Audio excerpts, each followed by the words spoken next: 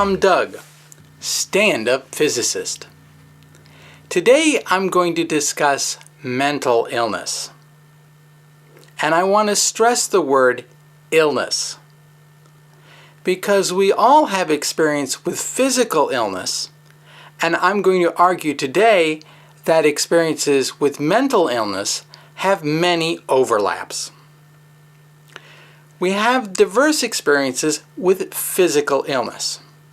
There are some people who never get sick. There are other people that have to go to the hospital quite often. I happen to be of the sickly sort.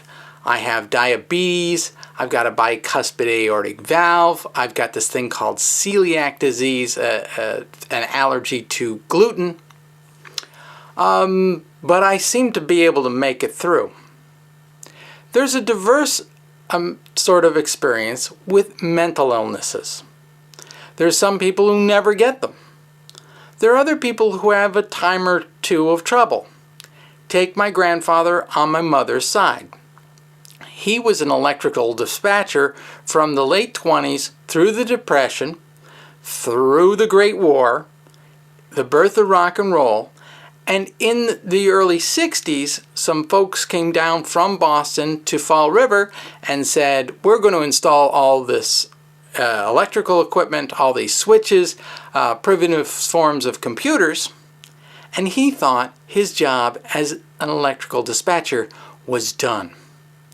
And he came down for 3 days running to go to work, just sat in his chair and did nothing. And that's a sign of depression. Well, his boss came by and said, you know, we still do need you. And he got out of that chair and kept on working for another 10 years and lived into his 90s. Now, there are other people that actually do need hospital care, who do need to take medications over a long period of their lives. I happen to have really bad genetics because my grandmother on my father's side was in and out of institutions, went through all kinds of different therapies to try and deal with it. And my father had a very similar story, in and out of institutions on different sorts of medications. And I'm very similar to my father, so that's another concern. So what is the mental kind of health issue? Well, it's dealing with your brain, which is about 1.6 liters, which is a little bit smaller than this. The brain weighs about 3 pounds. And like any other tissue, it can get into trouble. So there are 5 levels. I'm going to discuss 5 levels of illnesses. First, you just tough it out. Second, you go see a doctor. Third is an acute case where you need some help from emergency room personnel. The fourth is a chronic issue. And then finally, fifth is death, which really is quite final when you face it. And I'm going to give you examples from the physical illness kind of world. And hopefully you'll see that when I tell you stories about mental illnesses, there actually are lots of parallels. So first, how do you tough it out? Well, with a physical illness like the one you need for this particular product, you don't want to discuss this like with anybody. You don't want to admit that you buy this in the store, okay? It's embarrassing that you have it. So you deal with it and you're done, okay? This story on a mental kind of episode wasn't very long, but it, happened while I was on the T, which is the public transit system in Boston. I realized that I had low blood glucose. And the way you treat that is you eat anything. And for that reason, I carry food in my backpack, in my briefcase, in my jackets. I just didn't restock them and I was completely out of food. So all I needed to do was get off the train and then, eat anything. So I had a plan, and then the T train stopped. So I thought, look, my glucose level is low. I need to eat.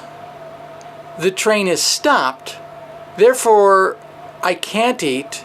Therefore, I'm actually doing some damage to my brain. Not much, but a little bit, because the cells there are not getting food. And I was getting angry at this because my blood glucose level was low and I needed to eat and I needed to get off the train, but the train was stopped. And I did this loop 5-6 times in about a 2-minute time frame, and I was getting so angry that I finally said, "Fuck it." I think I even had that head gesture. And that actually relieved quite a bit of the built-up tension, the built-up anxiety that I had. Until I started to realize that my blood glucose level was low. And so I needed to eat. And so I needed to get off the train, but the train was stopped. And I was doing damage to my brain, and I just repeated this loop. And again, in about 2 minutes' time, I'd done this loop enough times that I was angry enough that I said, "Fuck it to you." Now, if there was a psychiatrist up on that wall watching this whole thing, they would have seen this person, head down, looking agitated, muttering to himself about needing glucose, needing to eat. And then every 2 minutes or so, swearing under his breath. And they might have characterized that as just this, just lightly, ever so lightly, psychotic episode. And I was actually aware of that at the time. And yet I didn't have enough glucose in my brain to say, get out of this mode. And the only thing that broke it was when the train started moving again. And I got off the train at South Station and went up and ate something. And, in about 20 minutes is what it takes to get from your mouth into your gut and then to digest it enough to pump the glucose into your bloodstream. And I recovered, and I was quote-unquote fine. But that entire episode was fairly private, except maybe some people looking over at me and going, should we be, how concerned should we be? But that was an episode that I took care of all by myself. Sometimes we need to see a doctor. They'll run a few tests and they'll do nothing. This turns out to be really great. It's actually a sign that your body knows how to repair itself, which is really quite an amazing feat. So I had a mental health issue like this with short-term memory loss. Here's the backstory. It's the early 90s. I'm doing some work in physics. I actually get an audience with somebody who I respected very much in the world of physics. And I said, look, here are my little math widgets. What do you think? And he said, well, you've got some math widgets, but you don't have a theory. Where a theory is a way to calculate a whole bunch of different things. And he was right. So I realized I had to abandon that research program. And my brain was like, and what do we think about now? And I didn't have an answer for my brain, so it was just like, well, let's just close down large sections of your head, and I guess you're not going to need this stuff anymore. And I think that led to this short-term memory problem. examples were like I would bike into work, and I was at a stoplight, and I usually turned at the next block, but I realized I needed some money. So I'd have to go to the 2 blocks away and then turn. And by the time I'd gone 1 block, I'd forgotten I'd made this plan until I got to work and realized I had no money. And another time I was in a sandwich shop, and they asked for me which of 3 different cheeses I wanted. They just, recited what the 3 cheeses were. And I wasn't able to, like, write that to temporary memory, as it were. So I asked them to repeat the list of cheeses, and it still didn't stick. So I just said, I'll take the first one, which was Swiss, which I don't like. So I had to eat this sandwich that I didn't like because I couldn't, balance three very short names in my head. And when it really started to get serious, it was affecting my job, because my job at the time was a molecular biologist, and there you have like hundreds of little tubes called Eppendorf tubes, and you do 7 different operations on them in a row, and I had to change how I did everything to accommodate for like almost no short-term memory. So I made an appointment with a doctor, and of course that took a while before I could see him, and he said, well, let's discuss this problem. And I gave him these examples, and he said, well, yeah, but how is it going right now? I mean, really recently. I said, well, it seems like it's gotten a little better. So he said, I think you have episodic depression. And if it's episodic depression, it's the little spike, and it'll take maybe 3 or 4 weeks, and you'll kind of get back to normal, which was the case. And so I was able to recover from that episode. It was comforting what the doctor said, that there were conditions that really were kind of narrow, that I had to deal with it in this kind of time frame. And then I was able to move on with my life. Now there is acute illness, those trips to the ER. Physically, I've gone to the ER because of diabetes at least a half dozen times. The last time I was at a bank, and at the window, and I just went down, my head, boom, hit the counter, and collapsed on the floor there. They got the EMTs, they gave me some glucose, and I was fine. As far as the mental acute issue goes, well, this is the way I always tell the story. I was cleaning my oven, but I wasn't wearing any gloves, and that's not recommended because oven cleaner is base, and bases can be absorbed very easily by the skin, and then you can change your pH. That can lead to illness and can actually kill you. And I was starting to not feel well, and I was concerned about this mistake I had made. So we went to see the emergency room folks at the university, and I was concerned about all the poisoning kind of stuff. And instead of dealing with this kind of physical issue, he asked me how things were going.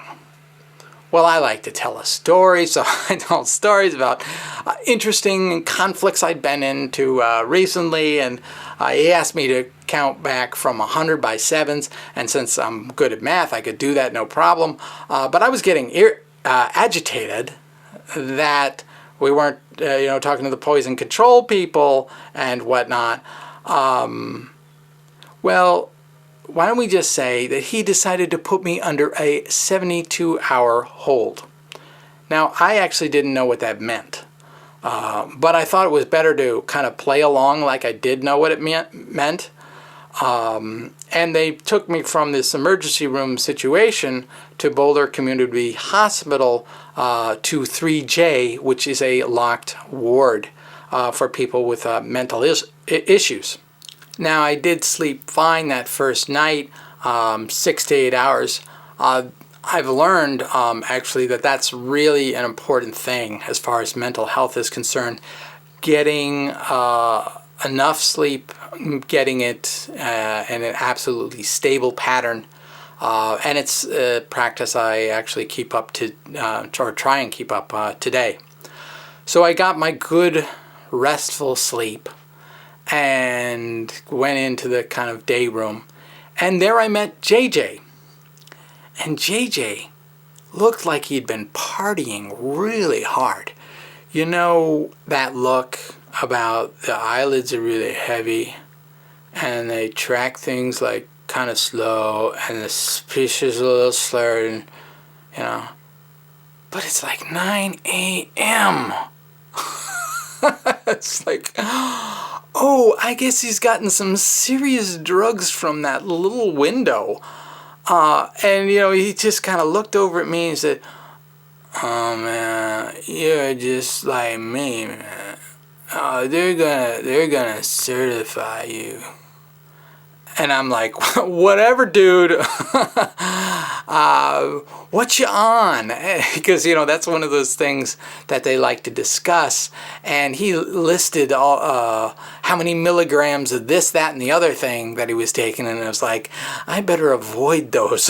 That's a little too much.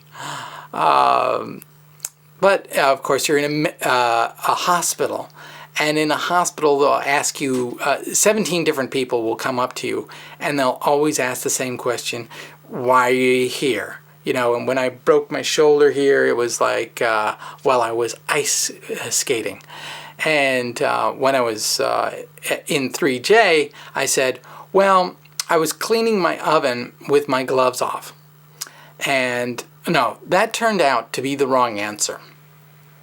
What was the right answer was to say I was bipolar manic depressive in a hypomanic phase. But at this time, I preferred to talk about the chronology of it, which is I was cleaning my oven without the gloves on. An aside, what is a hypomanic?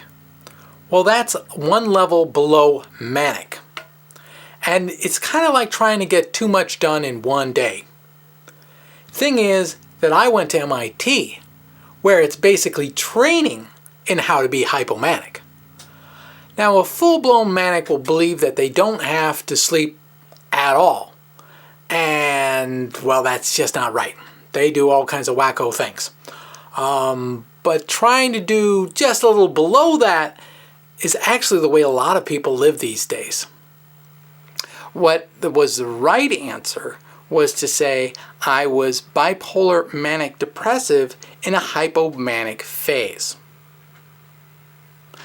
But at this time, I preferred to talk about the chronology of it, which is I was cleaning my oven without the gloves on. But I could tell that wasn't the right answer, so I was exploring, trying to find out what the right answer was with this particular audience. And there was this nurse, and I said, I think I have the Messiah complex. Now, with the Messiah complex, what happens is that you believe that you happen to have a message to deliver. Now, I don't know what that message is. I don't know who I need to deliver it to. But the consequence of having this is that typical kind of disasters, measures that most people would say, oh, that's horrible, didn't affect me like at all. I mean, recently I gotten in a conflict with my thesis advisor. I could tell that my presence in her lab was not welcome. It was creating tension for her. I was at peace with it. But I don't want to cause tension for anybody, so I volunteered to either, continue working or to leave, and she chose to have me to leave. Now, most people would consider that a huge failure. I didn't. I thought she was having some issues and in our interactions together. And I was certainly at peace with leaving. So that didn't bother me. But what I learned, though, was particularly in a mental institution setting, you should never use the word Messiah. That was a mistake. And, I make mistakes, but that wasn't good. And I don't think I'll ever use that word talking to a psychiatrist or psychologist again. In the future, if I had to deal with these folks, I'm just going to say, things are fine. There's some ups and there's some downs. But I went to every single sort of meeting that was assigned. I participated in all the activities. And by Wednesday, I've done my 72 hours. I got to meet one more time with my doc. And he actually looked overworked. He hadn't shaved in a day or two. And, his shirt wasn't tucked in. These kinds of details. And I, of course, have been sleeping quite well. It was a very interesting experience, but I was waiting to get home to tell my friends about this place, tell about JJ and all that kind of stuff. And my doctor, he kind of looked at me and he said, you're a borderline case. But since you have diabetes, and you need to manage that very well, that can actually cause very serious problems. He said, I'm going to certify you. Now, I didn't understand what a certification meant, okay? But I do have it right here, the document that kept me there, because I was gravely disabled, according to this.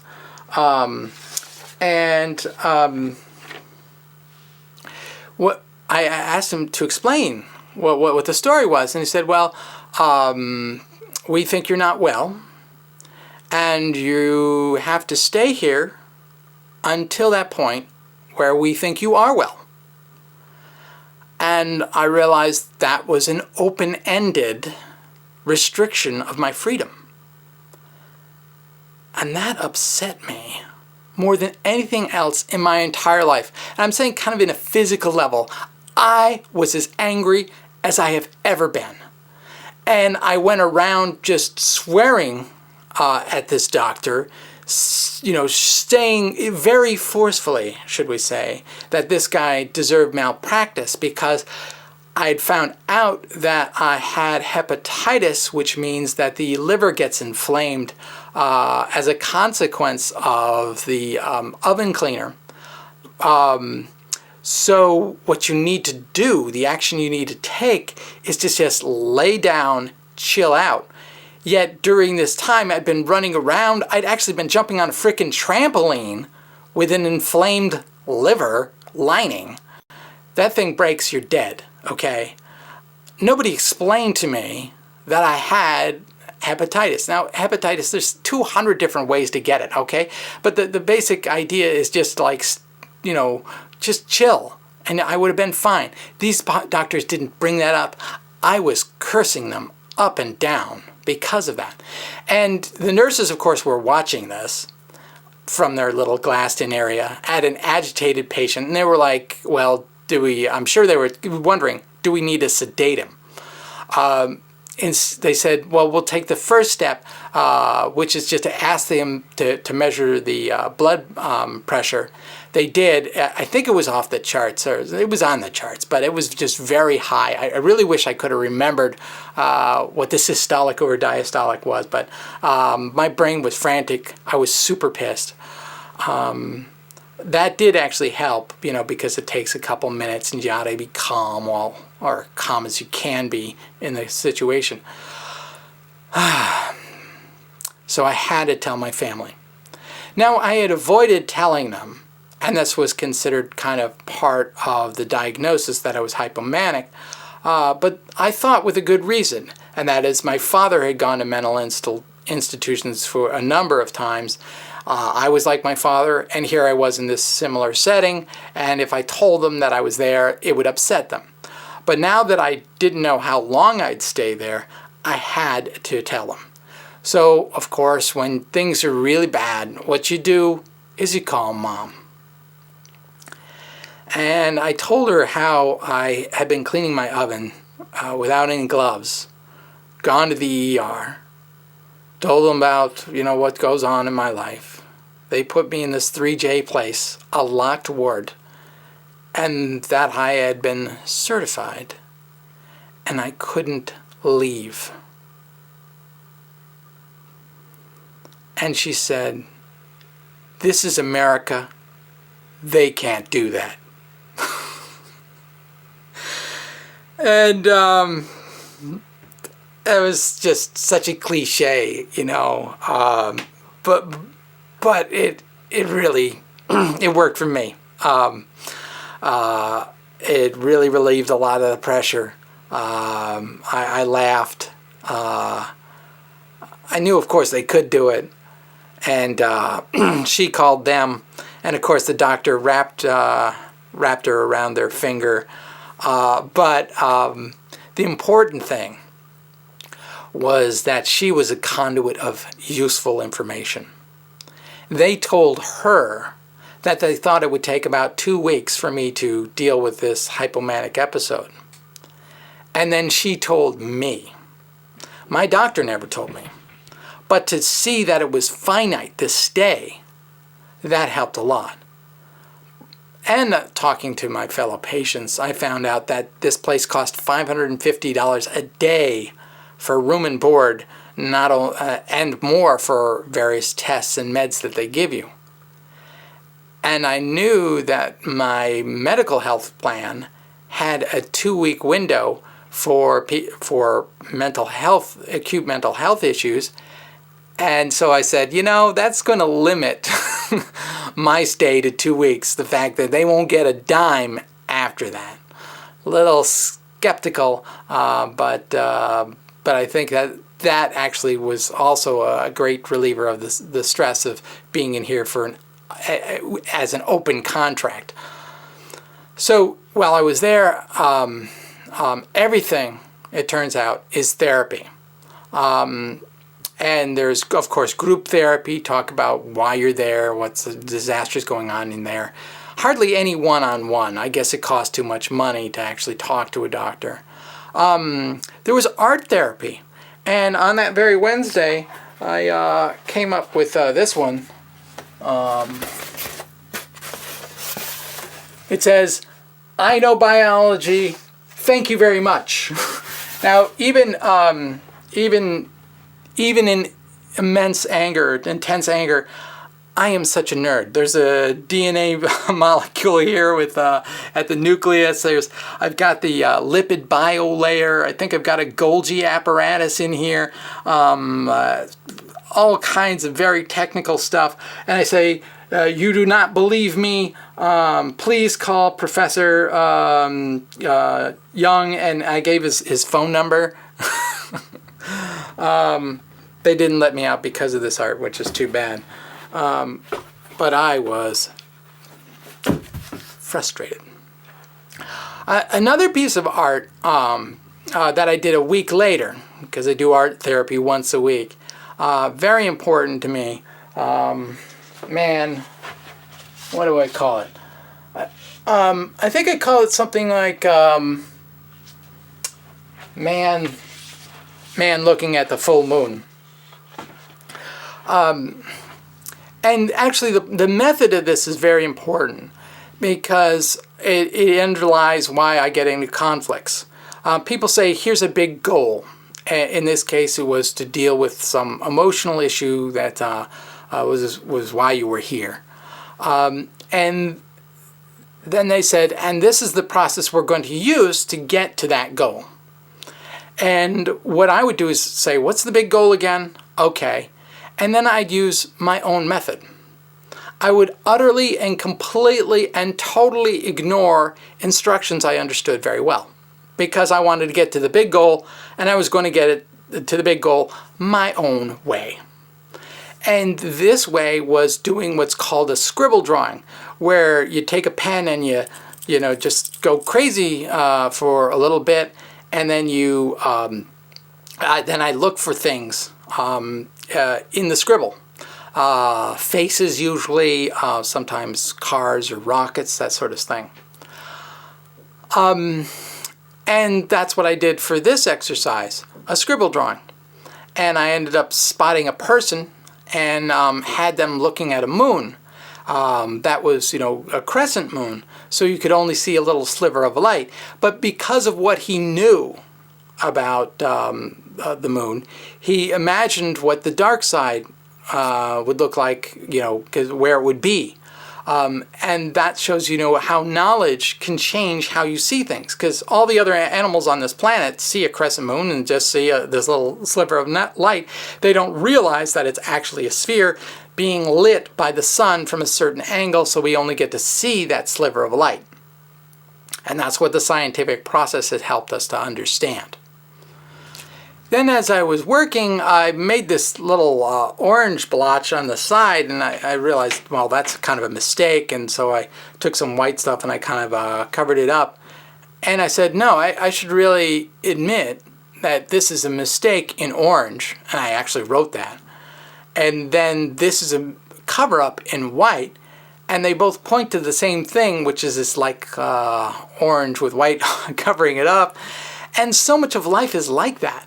You make a mistake, and then you figure out how to deal with that mistake, and the result is this mixture of your mistake and your cover-up, and you just live with that sort of thing. And that's how I kind of looked at my stay here at 3J. There was a series of mistakes I made.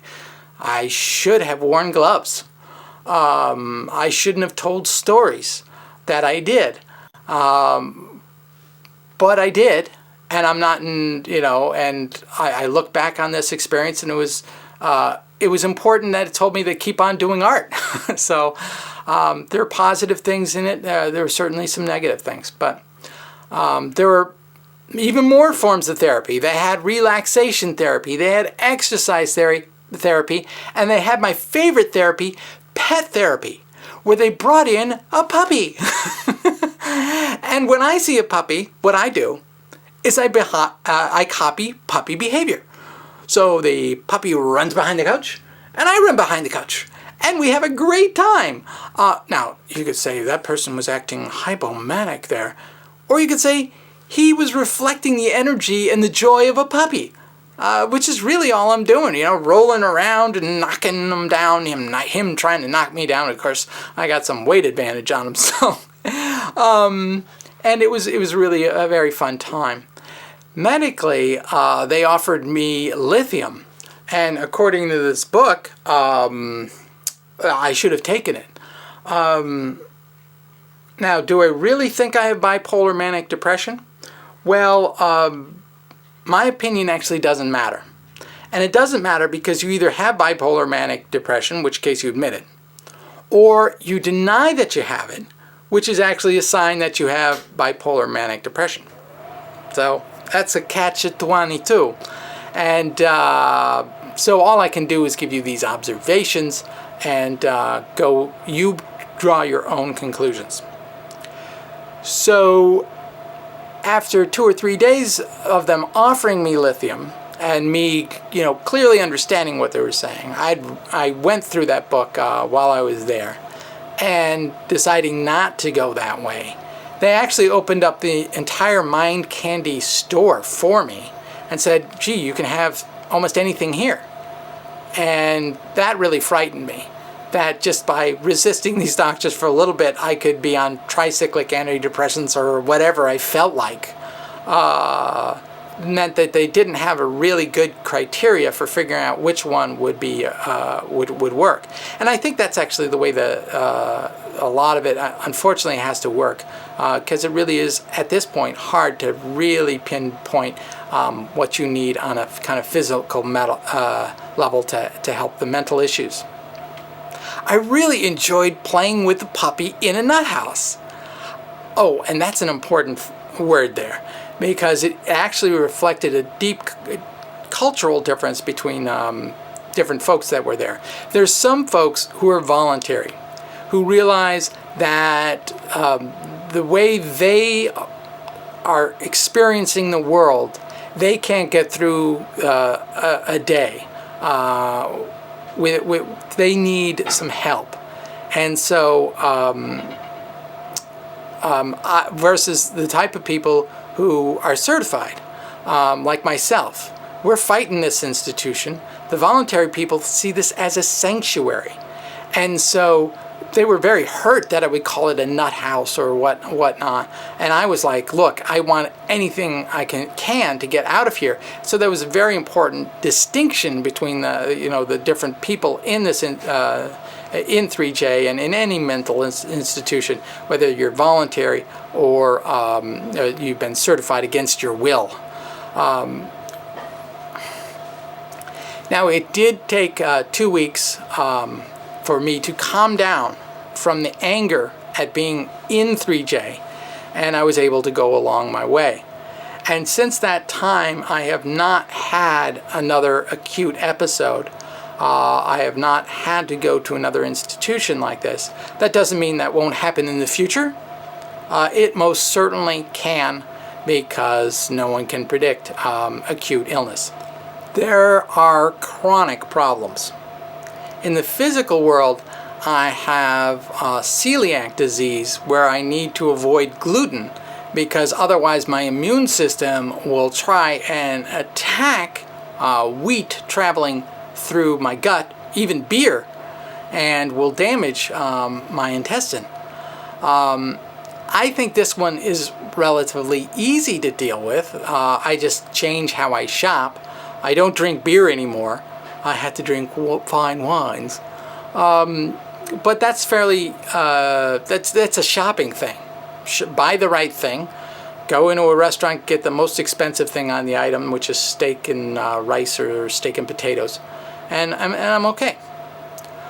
So I've got this chronic mental health issue, bipolar manic depression. And again, do I really have this?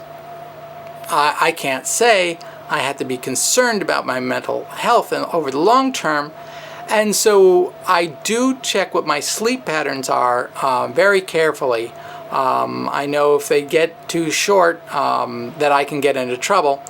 And I'm always doing all kinds of different therapies, from art therapy. I've got pet therapy going. I've got 2 dogs, and they're just lovely. Also do some sex therapy, but we never discuss that in the institutional setting. But I think it's very important to feel like a complete person, as it were. And now, finally, we get to illness that leads to death. Now, that hasn't happened to me yet. But it has happened for both of my parents. My mom was in her 70s, and she was having some trouble, walking up hills, that sort of thing. And she died from heart disease. And it was the first time she'd had, an acute issue. But I want people who watch this to know that if you know any older women who complain a little bit about their heart, you get them to see a doctor that day or the next. You have to be very aggressive about that sort of thing. My mother actually had an appointment to see a heart specialist. She put it off because she had to do something else. That was her way. But I have a feeling that had she seen such a person, she might have been on a table the next day. They really are assertive in taking care of heart problems, because it can, particularly for women, older women, can really put you away very quickly. Now, my father, he died of a mental illness. He committed suicide. He had lots of different diagnoses. He went on a variety of pills. Why don't we say, I don't think they ever determined what was the real problem in the end. I actually discussed with him one time about methods to commit suicide, and he said that he wanted my opinion because after all I was been trained in biology, and so I should actually know how to get this done. And I said, well, I have the best method of all. Okay, I've got this bottle of insulin, and I normally take 10 units and then have to eat a full meal. All I had to do is double that to 20 units, not eat, and I'm gone in comfort. Okay, because I would just slip into a coma and I wouldn't feel a darn thing. You know, all those episodes going to the emergency room, any one of those could have been the last one, and they were all, you know, pain-free, basically. Even hitting my head on the counter wasn't so bad. Now, he said what he would do is that because he has gout, he would take all kinds of, an overdose of gout pills. And I just said, oh, no, that is a mistake, because you're talking about messing up your kidney, which then has to go mess up your heart, and you might not you might actually get your stomach pumped or just throw them up and those pills and then only partially damage these things and just be hobbling from that day forward. And oh, that really lousy idea. Now, it is what he ended up doing. Now, in his apartment on that day, when he took his overdose, there was actually a piece of my art. Because when I was at MIT and thinking about what should I get people for Christmas, I started this tradition of making my family artworks and then giving them to them. Some of them are good, some of them not so good, but I thought this one actually was very appropriate. It's called Shattered Spectrum, and it's kind of a variation off that Pink Floyd Dark Side of the Moon album cover, where you have some light going into a prism and then it getting spread out. And that's actually that's optics, you get the colors of the rainbow because that's actually how the rainbow is generated. You've got these little raindrops and light bounces into the sphere of water and bends different amounts, and that's why it gets spread out a little bit. But here, you see, we don't have a nice rainbow. We've got all these random little chunks of light. Now, it's kind of pretty, but it's kind of not the way it's supposed to be. And that was, we didn't discuss this. We didn't sit down and say, well, now what does this all mean, sort of thing. But when I look back on it, that's kind of the message, is like, you know, we start out with this pure vision of what we can be. We don't end up anywhere kind of like that. Everything gets jumbled, but it's still pretty, and you should still kind of try and move forward. And that would be my message to him if I could have delivered it.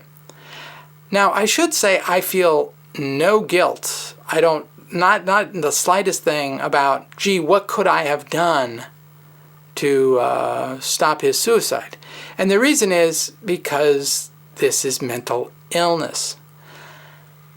If he had died just of kidney failure, I wouldn't have said, well, what could I have done to save his kidneys from doing him so much harm? And because I know I couldn't do anything about his kidneys. I couldn't give him a kidney massage that would make it work. And in the similar way, I couldn't rearrange how his neurons were all interconnected and working with each other to, process a useful view of the world.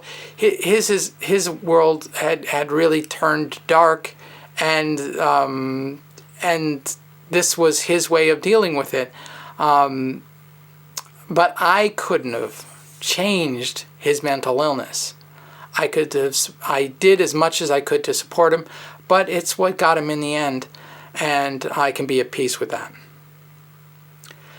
So we all have experience with different levels of physical illness, from toughing it out to seeing the doc, to go into ER, maybe having to do things on a day-to-day basis, and of course finally some kind of physical illness that's going to lead to our eventual demise. And there's also the same kinds of issues that show up in the mental health space. So the next time you or someone close to you is dealing with one of these sorts of issues, I hope this little video will help you deal with it. Thank you very much.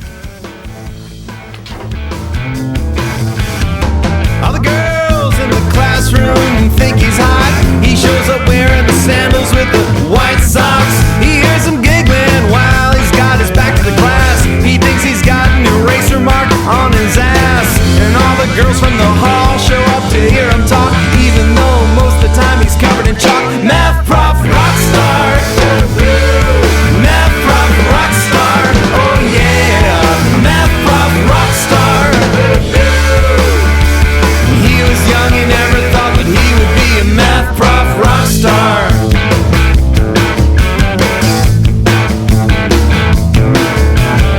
And after hours outside of his office, there's a line waiting, full of girls who want to ask about their quadratic equations. She leans over the desk and twirls a pencil in her hair, complains the grade he gave her was way unfair. And all the professors, they laugh about it and they wish him well. The guys in the class are all just jealous as hell. Math prof rock star. I really like riding the T, which is the subway system in Boston. And when I'm riding the T, I really like to talk about stuff like how much I like to ride the T. And I found that a lot of people who do ride the T don't like to talk. They're kind of quiet, which is fine because I can talk about plenty of stuff without them, usually about riding the T. But I found that one topic comes up, and that is about my meds most of the time. Well, actually every time so far. And, I just explain to him, it's not a big long story. I just say, I'm not taking meds, and which is fine for most people. They're very quiet, and we can get back to the subject at hand, which is how I like to ride the T. There's always like this one person that, doesn't quite get it, so they always have to ask again why. And so, I just, give my complete explanation, which is I'm not taking meds. And what I found with this kind of really stubborn person, that it helps if you simply repeat the argument just a little louder, I'm not taking meds, They seem to get it a little bit more until really, I'm not taking meds. They really get it, but the train pulls in the station and they always seem to, that you get off the train because it was their stop, I guess. And actually a lot of other people, they get off the train with them, but a few people stay on, and I go back to talking about how I like to ride the T, and I like talking on the T, and here I am riding the T, and I'm talking on the T, and it's all really working really well. Somebody else, of course, asks about the meds and stuff, and but sometimes I explain that, look, you see, I'm not on the psycho path, and they seem to like that, that whole hand gesture, the old psychopath sort of thing, and they basically leave me alone. And when we get to the next train stop, it's almost always the case. I'm always left alone. It's great because, you see, not only do I like to ride the T and talk on the T, but what I really most love is riding the T by myself. And what I found is that if I talk about meds on the T, it's like I get the whole train to myself. And that's really excellent.